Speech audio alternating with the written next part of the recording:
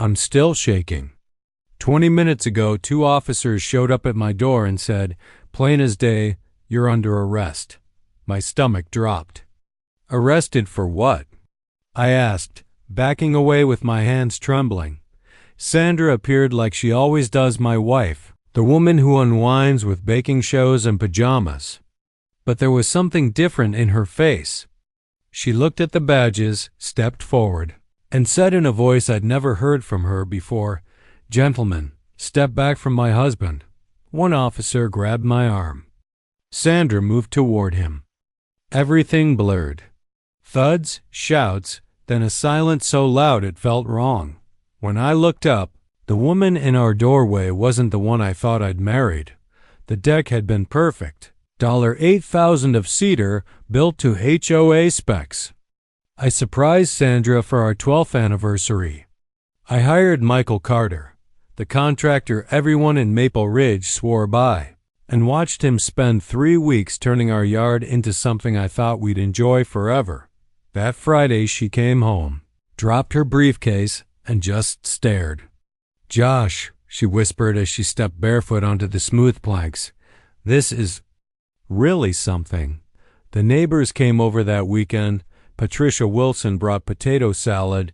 Even the Johnsons showed up. Everyone praised the craftsmanship. Yet Sandra kept glancing at her phone, smiling. But her fingers never stopped moving. Monday brought a notice. $200 per day in fines for unauthorized construction exceeding maximum. Deck height by 6 inches. I read it 3 times. 6 inches. Michael swore he'd built to spec. Teresa Edwards, our HOA president, had signed off on the plans. I called Michael frantic. "Josh, that's impossible," he said. I measured everything twice. "I have the permits." Sandra's reaction was the strangest thing. She barely looked up. "Just tear it down and rebuild it," she said, like we were ordering takeout. "It's not worth fighting Teresa over 6 inches. Trust her." The woman who'd pretended surprise at the deck for weeks suddenly wanted to surrender. Mrs. Wilson, who'd been peeking over the fence, said quietly, 3 families left Maple Ridge after building additions. They all used the same contractor. She wouldn't elaborate, just patted Sandra's arm and shuffled away. Michael, who coached Little League and had a 5-star rating, seemed beyond suspicion. Yet later, in his truck, he showed me paperwork. 3 previous jobs in Maple Ridge that had ended in trouble owners hit with violations, then selling their homes. My skin crawled. That night, Sandra worked late again. Files spread across the dining room, but they weren't the usual forms. Photos, timestamps, handwritten notes about meetings and money. She shoved them into her briefcase when I looked. At 2:17 a.m., I woke to find her gone. Her keys and purse missing. I watched her taillights fade down Maple Ridge Drive and felt my world tilt. I started snooping, not proud of it, but fear makes you do stupid things. Her car logged 300 miles more than usual. Hotel charges in towns 50 miles away. Receipts from coffee shops I'd never heard of. A receipt from a surveillance equipment store. Surveillance. My wife who processed. Social Security claims buying surveillance gear. The more I looked, the less I recognized the woman I shared a bed with.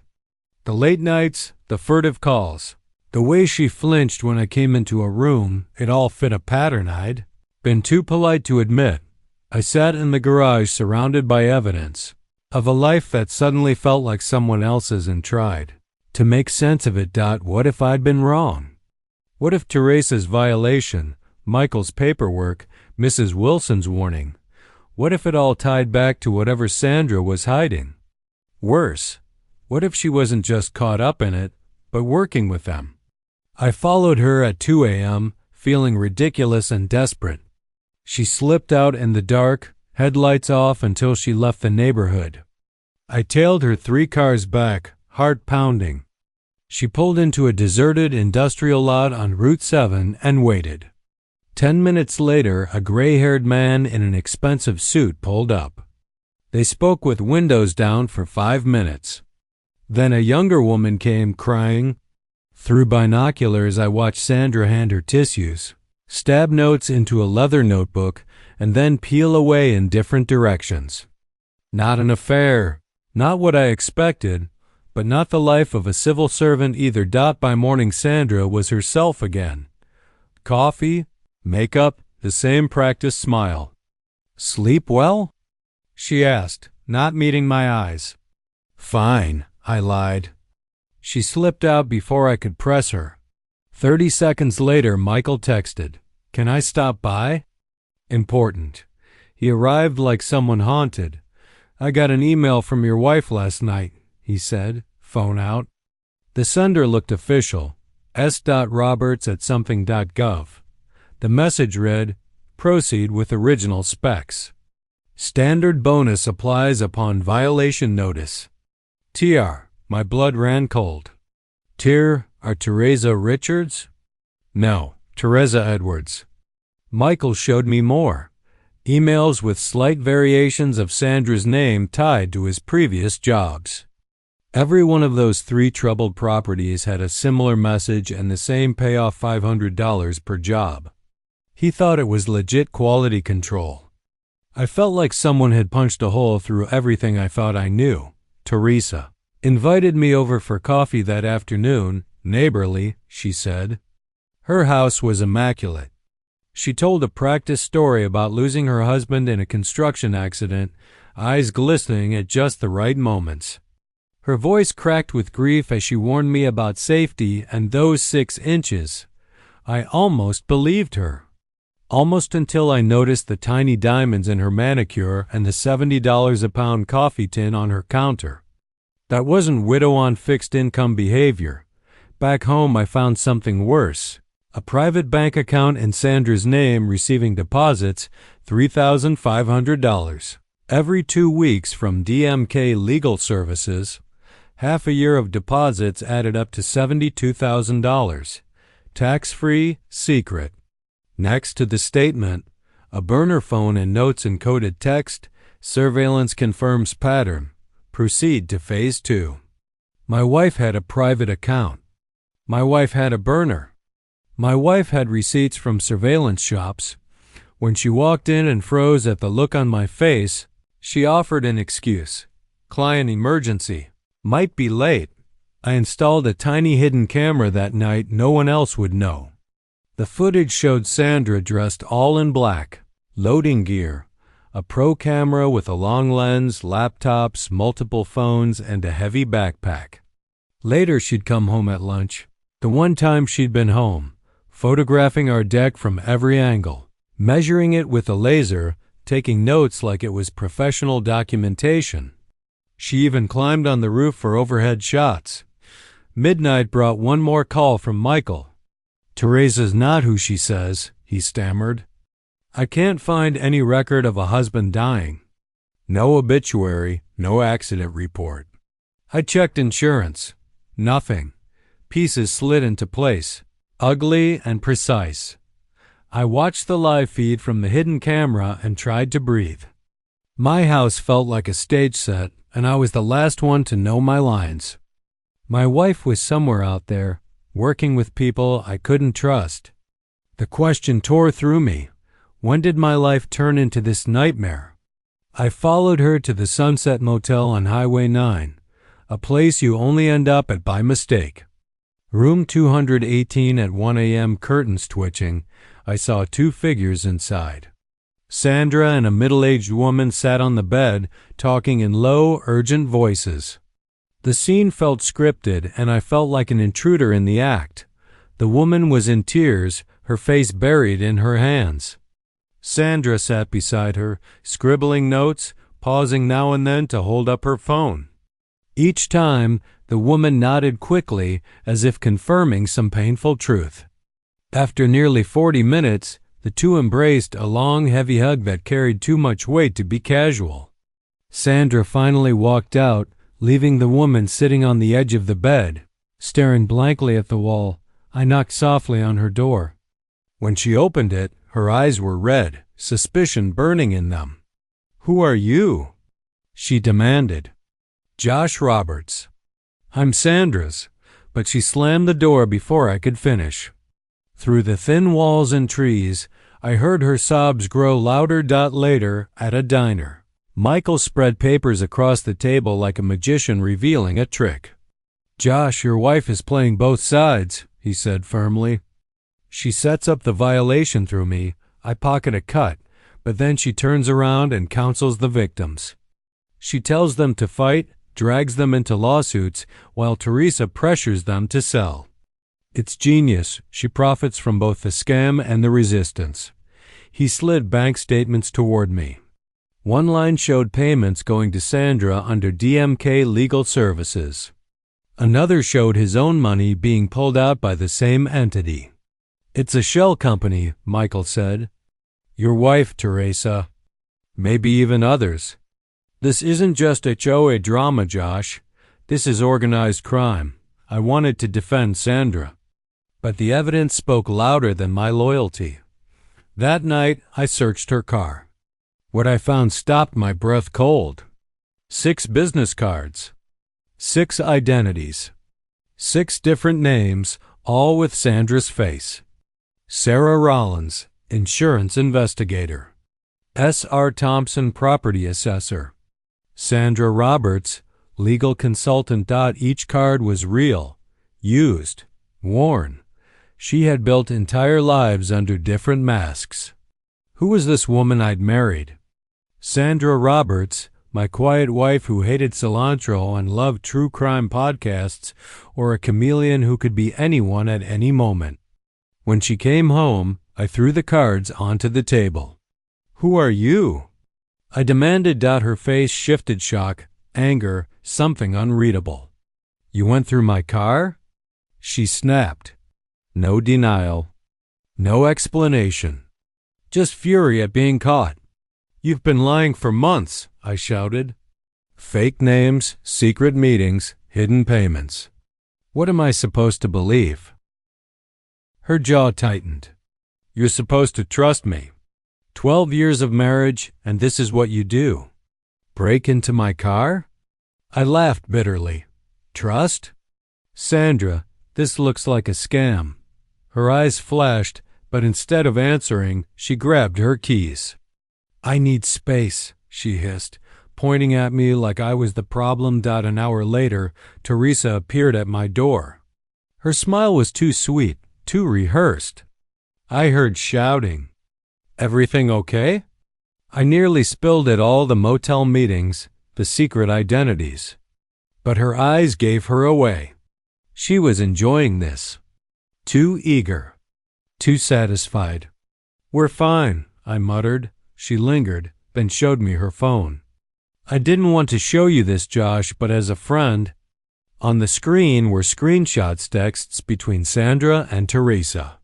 Plans to fake violations, split profits, and target families. Sandra, file the violation tomorrow. Teresa, but the measurements are legal. Sandra, make something up. He'll pay to avoid court. My knees buckled. Teresa caught my arm.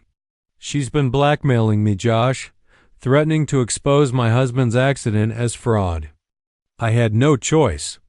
Meanwhile, Sandra moved out. Checked into a Marriott. Separation, she called it. The irony stung. I sat alone in our empty home, reviewing the evidence.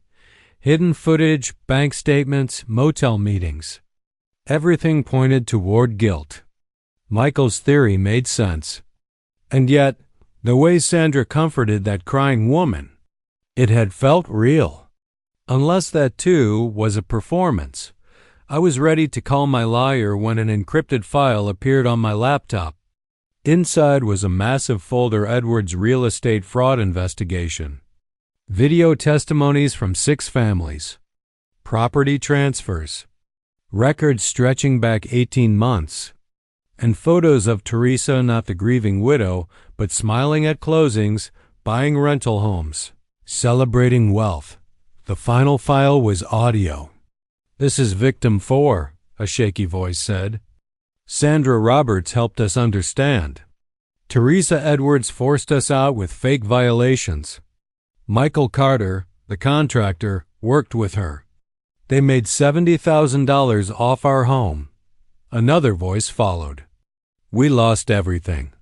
Sandra is building a case. She's the only one who believed us. Every family named Teresa and Michael. None accused Sandra. Before I could process it, a text lit up my phone. Michael, emergency. Sandra just broke into my van. Meet me at my office. I have footage. Come alone. My pulse pounded. Proof of Sandra's crimes. I grabbed my keys and rushed out. On my laptop, a video autoplayed. Sandra, staring directly into the camera. If you're seeing this, Josh, I'm sorry. But whatever you do, don't trust Michael. Don't meet him alone. The feed cut. I drove anyway. Reckless, stupid, desperate. Michael's office was staged too perfectly. Too neat, too rehearsed. He showed me footage of someone in Sandra's jacket tampering with his van. It was fake, obvious. Michael, I said quietly. This isn't real. His smile twisted. Smarter than I thought? He reached into a drawer. A gun. You were supposed to be number 7, Josh. 6 houses before you. $400,000 each. Teresa and I partners. The plan was simple. A domestic disturbance, a tragic shooting, me defending myself from you. Clean. Quick. The doorbell rang.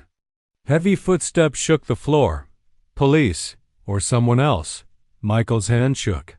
The gun still pointed at my chest, and that's where everything changed.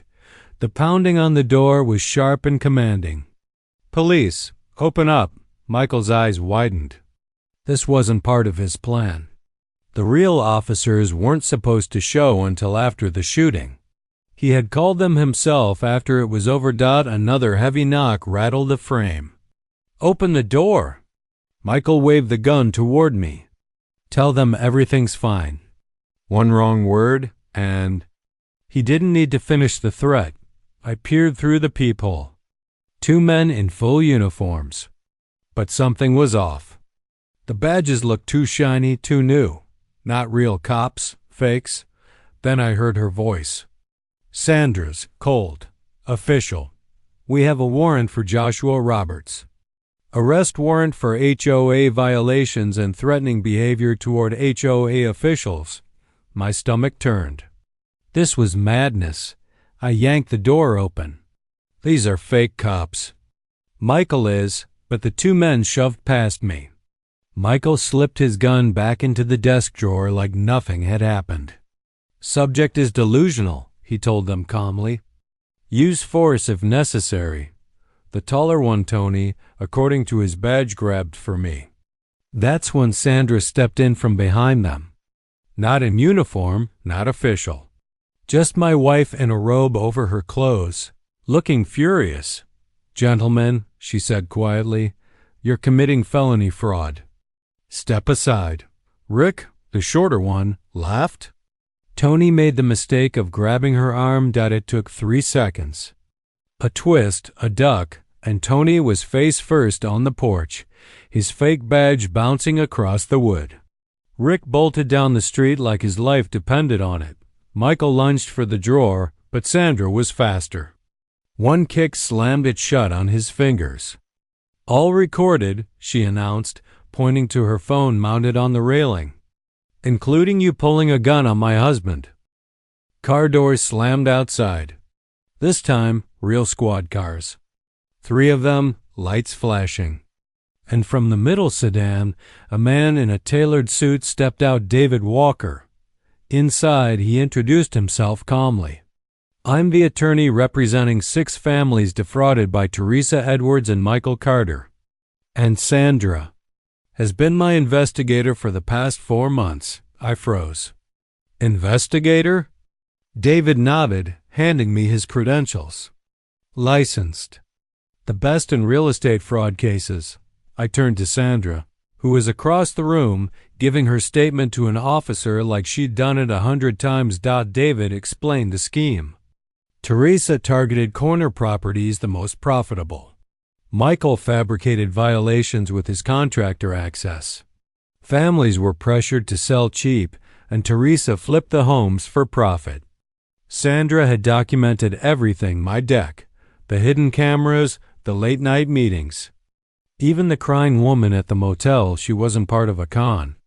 She was a victim giving testimony. The multiple business cards, cover identities, the mysterious payments. Walker's firm paying their investigator, but what about the email Michael had shown me?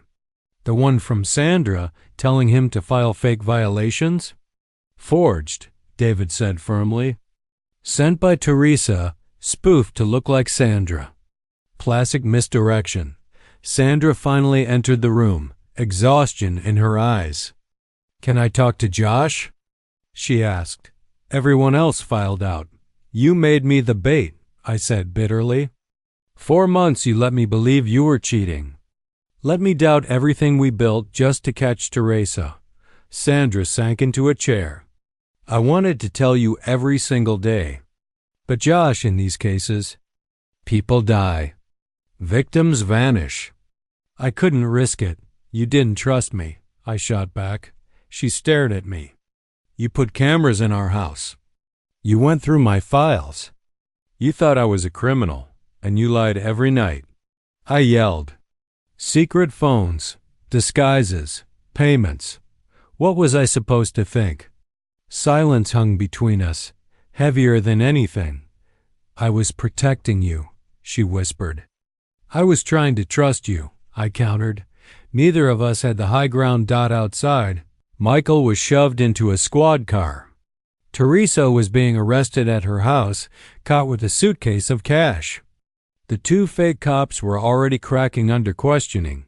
Sandra looked at me, her voice soft. Did you open the last file on that USB drive?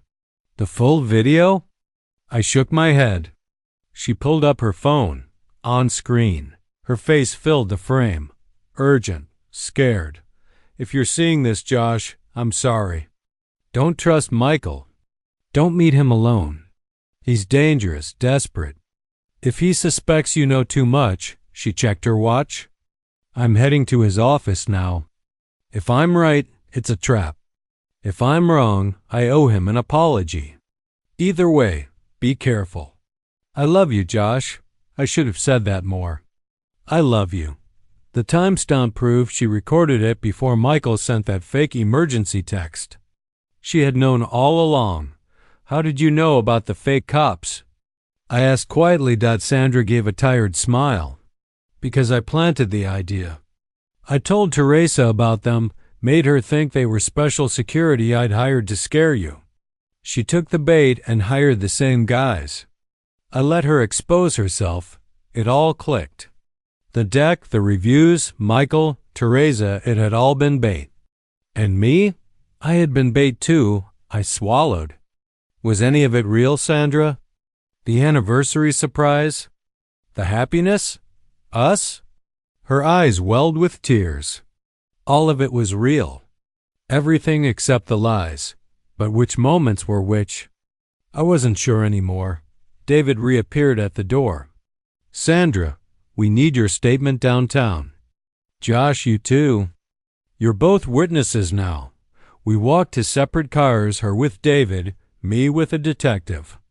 As we stepped outside, Sandra glanced back at me. Her lips formed 2 words. I'm sorry. I nodded, because what else could I do? Sorry wasn't enough. But for now, it was something. The detective opened my door and muttered, Hell of a wife you've got. I laughed bitterly. Hell of a wife indeed. But in that moment, I couldn't decide, did I still have a wife at all? Or just a stranger who had been playing a role in my life, in my home, in my bed. All for a case that was finally, painfully, completely closed. The interrogation dragged on for 3 hours under the glare of downtown's fluorescent lights. Detective Barnes pressed for every detail: Michael's gun, the threats, his calm confession that I was supposed to be victim number 7 in the scheme. When it finally ended, Barnes shut his notebook and shook his head. You're lucky your wife has good timing. 5 more minutes, and this would have been a homicide. Not fraud. Lucky. That's not how it felt as I signed my statement and stepped out. Across the glass partition, I saw Sandra, my wife. No longer the woman I thought I knew working a crime scene like she'd been born to do it. Calm, professional, pointing to evidence, explaining connections. David Walker joined me in the waiting area, following my gaze. She really is the best, he said. 6 months ago, I had 1 client.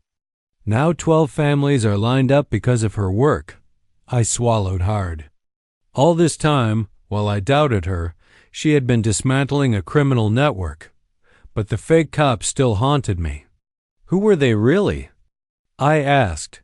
David checked his phone. Tony and Rick Sullivan. Small-time actors Teresa hired off a casting site. Promised them $500 for what they thought was a prank video. They panicked the moment Sandra revealed who she really was. I remembered Tony's body hitting the porch, Sandra moving faster than I thought humanly possible. David noticed my expression and added almost casually, "She's a black belt." 3 styles. Requirement after a stalker case years ago. Long before you. There was so much I didn't know. Was it worth it? I asked him. Burning our marriage to the ground for a fraud case? David's face hardened. Ask the Johnsons who lost their retirement. The Patels who split up from financial stress. The Rodriguezes whose daughter dropped out of college. Worth it? Yeah, for them. An hour later, they marched Teresa in. No mask this time, no friendly neighbor act. Just cold calculation. Your wife's smarter than you, she hissed. Smarter than all of us. Remember that. The steel door slammed shut behind her. Sandra came out looking drained. They want me back tomorrow for Michael's arraignment. I'll stay at the Marriott tonight. Give us space. Her voice was quiet, too quiet. Then, the question I dreaded. Did you really think I was having an affair? I couldn't meet her eyes. Yes, every sign pointed to it. She nodded, hurt cutting through her exhaustion. And I thought 12 years of marriage meant trust. We were both right. And we were both wrong. Before I could answer, David returned with a woman I recognized, the motel victim, eyes red with tears. She rushed forward. Your wife saved my family, she said, gripping Sandra's hands. She believed us when no one else did. She's the reason Teresa's behind bars. Sandra's mask cracked. For a moment, I saw the real her, the woman who carried the weight of every family destroyed by this scheme. That night, Michael's lawyer offered a plea deal. Reduced time if he cooperated. Barnes explained it could unravel the entire operation. 19 homes, 3 years, $2 million stolen. Bigger than we'd imagined. Sandra leaned close, her wrist still red where Tony had grabbed her. Justice matters more than revenge. If his testimony helps the victims, I can live with it. But it's your call too, Josh. He almost killed you. We weren't just deciding kitchen paint colors anymore. We were deciding lives. I thought about Teresa's cold eyes, about Michael's gun, about the neighbors forced to leave their homes. If it puts Teresa away for good, I can live with him serving less time. Sandra nodded. Relief flickered across her face. The next morning, chaos erupted. Reporters, drones, cameras. Headlines screamed, "Massive HOA fraud exposed." Double quote, "Sir, how do you feel about your wife's secret identity?" A reporter shouted, "How did I feel?" Betrayed, proud, angry, grateful, heartbroken, all at once. No comment, I muttered, pushing through the crowd. My phone buzzed. A text from Sandra. "I'm sorry about the media. If you need space, use the spare key to my office. Code is our anniversary. Our anniversary, the same day I built a deck to surprise her. The same deck that blew the lid off everything. The irony wasn't lost on me. I didn't go home that night. Instead, I drove straight to Sandra's office. The space was smaller than I imagined, but it felt like stepping into a different world, her real world. Case files lined the shelves, neatly color-coded. Surveillance monitors flickered in the corner. A cork board stretched across the wall, covered in photos of victims, including me, all pinned together with red string like some intricate web of lies and truth. And then I saw it. On her desk, sitting right in plain sight, was a framed photo of us from our wedding day 12 years ago. She looked so young in it, so full of joy and certainty about the future. I picked it up, staring at the face of a hopeful bride I could barely recognize as the same woman who'd used our anniversary as a weapon in Enso's investigation. That's when the door opened. Sandra walked in, holding 2 coffees from the same place she'd snuck off to at 2 a.m. all those nights. "Thought you might need this," she said quietly. Placing 1 cup in front of me. She noticed the photo in my hand. Her voice softened. "I keep it there to remind myself why I do this. Why the lying, the danger, the stress is worth it. To protect people. To protect families. Like ours used to be. Past tense." The words hung heavy between us. Outside, the city was waking up to the news. Teresa arrested, Michael cooperating, justice finally at the doorstep. But inside that office, it was just 2 people who had once promised forever. Standing in the wreckage of broken vows. Sandra checked her watch, the same one I'd given her for our 10th anniversary. "I have to testify at Michael's arraignment in 2 hours. I nodded. "I'll be there too." "As a witness?" "Not as," I couldn't finish the sentence. "Not as her husband. Not as her partner. Not as anything anymore." She understood anyway. And as she turned to leave, I called out, "Sandra, that video message. The one on the USB? Did you mean it?" She stopped, smiled sadly. "Every word. Especially the part about loving you. I should have said it more." Then she closed the door, leaving me alone with cold coffee and the echo of words that might have been goodbye. The courthouse was packed that morning. Families Teresa and Michael had defrauded filled the gallery. Neighbors from Maple Ridge, reporters, strangers curious after seeing the headlines, all crammed in to watch.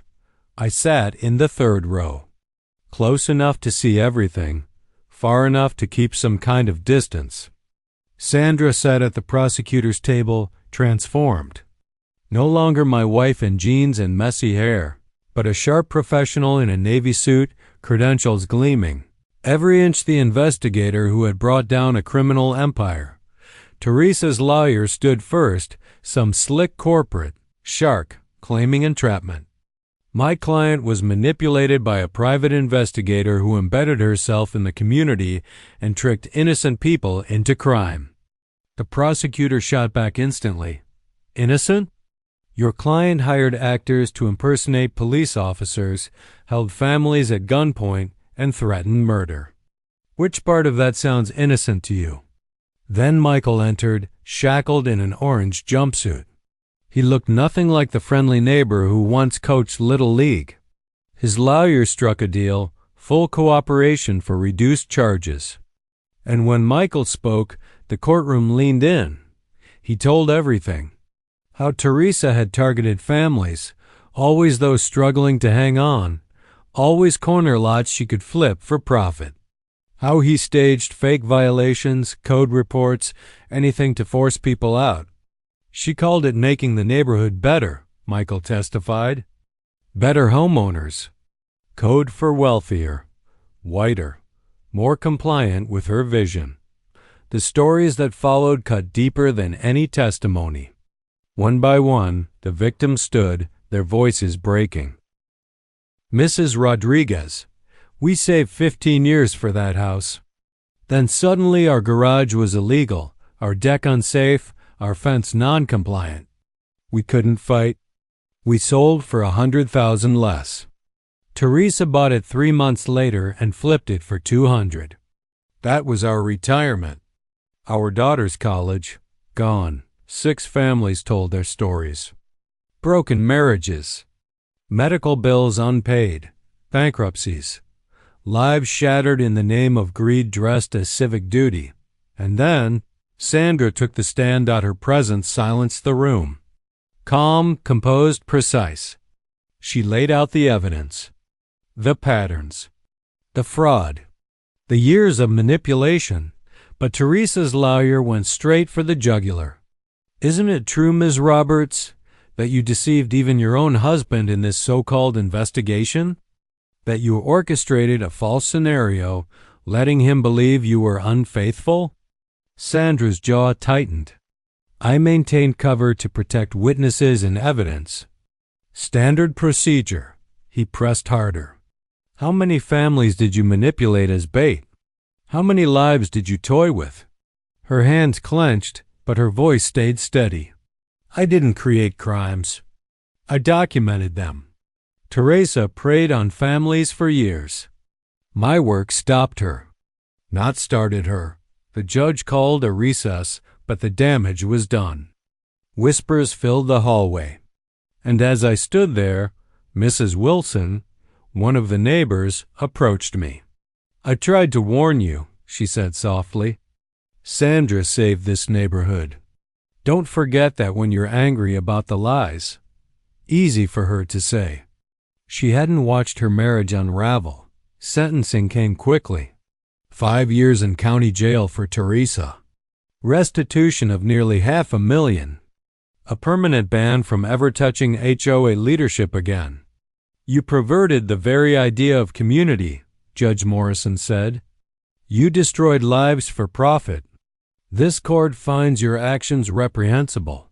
Michael got 3 years with cooperation credit. Not the architect, but a willing partner. The fake cops, probation and service died. As the gavel fell, the prosecutor's team began planning the civil suits. More restitution. More damages. My name included.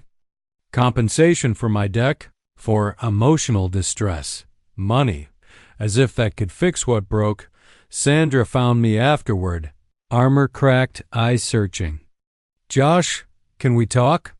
We slipped into an empty conference room. No words at first. Just silence. Just 2 people staring at each other, standing in the ruins of what used to be a marriage. And that's where the hardest question remains. Was Sandra a hero? Or the reason everything fell apart? I remember Sandra's voice that evening, quiet but steady. I'm leaving the investigation business. After this case, I'm done. For a moment, I thought I misheard her. But then she explained, David had offered her something new: consulting work, ethics training, helping reform HOA laws. Desk hours, daylight work. No more disguises, no more shadows, no more lies. It wasn't just a career change. It was her offering me a chance at trust again, and I had my own confession. The cameras. I'm sorry. I should never have installed them. I'm sorry I gave you reason to. We stood there, 2 guilty people, 2 victims in different ways. I admitted I didn't know if I could trust her again. She admitted she didn't know if she could trust me either. You believed the worst of me so quickly, she whispered. Instead of asking, instead of waiting, instead of having faith. That truth cut deep. I had jumped to the darkest conclusions. But she had lied for months, living in deception as if our marriage were just another case file. Where could we even go from there? She slid a folder across the table. Divorce papers. Ready for signatures. But beside them, a second option. Counseling. Full transparency. No secrets. No investigations. A chance fragile, but real. She had already booked an appointment for both of us. Cancel it or show up, she said. Your choice. Outside, the courthouse glowed with the gold of sunset. Inside, 12 years of marriage trembled on the edge of survival. Dr. Patricia Morrison's office smelled faintly of lavender and old books. Sandra sat at one end of the couch. I sat at the other, a canyon of silence between us. "Why are you here?" Dr. Morrison asked. Sandra broke first. "Because I lied to my husband for 4 months," I followed. "Because my wife used me as bait in a criminal case." Dr. Morrison raised an eyebrow. "You're both clear on each other's faults. What about your own?" That question silenced us. For 6 weeks, twice a week, we dug through the wreckage. We wrote letters we never sent. We role-played arguments we'd avoided for years. We physically arranged ourselves in the office to reveal emotions, Sandra pressing against the door like she wanted to escape, me standing behind a desk like a fortress. Week 4, Dr. Morrison said what we didn't want to hear. "You both betrayed each other. Sandra, you chose justice over partnership. Josh, you chose suspicion over communication. Different forms, same wound." Slowly we worked. Sandra resigned from pie work, boxing up her surveillance gear, walking away from the career that had defined her. "Not worth losing you," she said. David offered her consulting work instead. Desk hours, reform, a safer path. 2 months after separating, I moved back, but only into the guest room. Small steps, Dr. Morrison reminded us. Trust takes time. Dinners were stiff at first, just small talk about traffic and the weather. Evenings spent on opposite ends of the couch. Good nights said in passing, not in closeness, but then came the cracks of progress. Sandra teaching self-defense at the community center while I stood in the back to cheer her on. Her book club learning she'd once been a pie and deciding she was cooler than any of them imagined. And the first real laugh we'd shared in months watching Teresa's prison interview on TV, where she had the audacity to claim she was the real victim. Sandra snorted. I said, "She literally hired fake cops." We laughed until our ribs hurt. The neighborhood changed. 2. Mrs. Wilson became HOA president on a promise of transparency. Her first acts? Term limits and public audits. The dreaded annual HOA meeting turned into community BBQs and deck safety days. People sharing stories about the great HOA takedown of 2024. David formed a monthly support group for the victims. Sandra sometimes attended not as an investigator, but as a survivor. After 4 months of counseling, Dr. Morrison gave us homework. Full honesty. One secret, one fear, one hope. We did it sitting on the deck that had started everything. Sandra went first. She admitted she had known about the deck weeks before, kept the receipt, pretended to be surprised, and then used it for the investigation. She had carried guilt from that moment. Then my turn. I confessed I had nearly filed for divorce 3 separate times. The papers had sat in my car, unsigned, because pride kept me from admitting that I still loved her. That night, I carried my pillow back to the master bedroom. No drama. Just a decision to start over. 6 months after the fake cops fiasco, we celebrated our anniversary for real dinner at the fancy Italian place downtown. Sandra raised a glass. To survival. I raised mine. To rebuilding. For once, we both meant it. The civil trial ended in victory. Teresa's assets were liquidated, restitution paid. Victims finally got justice. My share came to $87,000 emotional damages, legal fees, everything. I deposited it into the joint account Sandra never even knew I'd kept.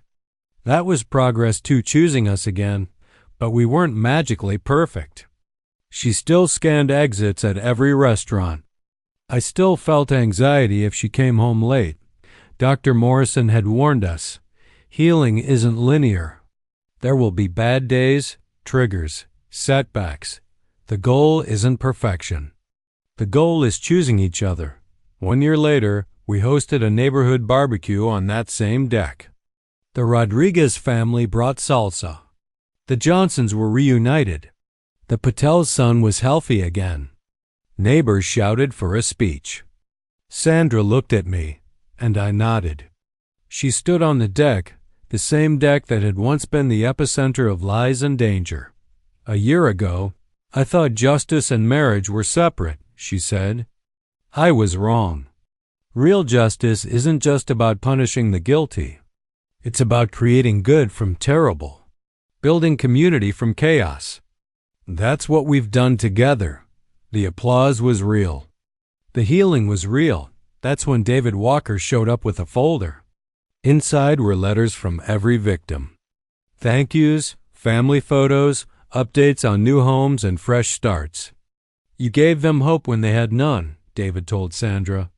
And I realized in that moment what I had almost forgotten in my anger. Sandra helped people. That had always been her calling. Then came the announcement, Mrs. Wilson raising a glass. Official HOA business. We're renaming the community garden the Roberts Memorial Garden. Sandra nearly spit her drink. We're not dead. Mrs. Wilson shrugged. You saved the neighborhood. Deal with it. The laughter rolled across the yard like sunlight breaking clouds. For the first time in a long time, I felt at home. Later that week, Michael's parole letter arrived. He claimed he was starting a nonprofit for HOA abuse victims. I know I was wrong, he wrote. I'll spend my life making it right. Sandra read it twice. Forgiveness is complicated, she said. And she was right. I didn't forgive him either. Not yet, maybe not ever. But I could recognize the effort. Teresa? Every early release petition was denied. Overcrowding, medical appeals, good behavior. All rejected. No remorse. No freedom. Justice was served. The community was healing. And Sandra and I, we weren't perfect. But we even behind bars, Teresa never changed. Her arrogance lingered, untouched by concrete walls and iron bars. Meanwhile, Sandra built something new from the ashes. Her consulting firm flourished. She trained young investigators on ethical undercover work, testified before lawmakers on HOA reform, and even authored a manual about balancing justice with integrity. This is my penance, she murmured one night, typing long past midnight. You caught the bad guys, I reminded her. Sandra shook her head. Yes. But I hurt good people along the way. That part never goes away. The reminder of what truly mattered came years later when my daughter visited with my grandchildren. 6-year-old Emma climbed into Sandra's lap. Grandma, did you really catch bad guys? She asked, wide-eyed. Sandra's face softened into a smile as she hugged her close. I helped stop people from hurting families. Kind of like a detective. Like the police? Not exactly.